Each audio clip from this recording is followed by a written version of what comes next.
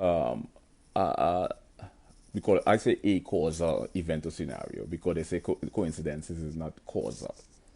But everyone interprets these highly improbable events or scenario with a different explanation. The explanation derives from the tiny limited working knowledge they have within the scope of their understanding of their discipline.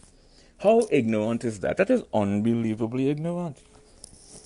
I'm having an entire live Facebook conversation about coincidence. And so far, I have not given my perspective. I have given multiple perspectives. See, I'm working with a lot, I'm working with a lot of stuff. I'm working with a lot of information. Because to really accept an idea, you have to dismiss something else. I can't afford to dismiss what I don't know. I have to have the I have to have the I have to have a mentality like a public library.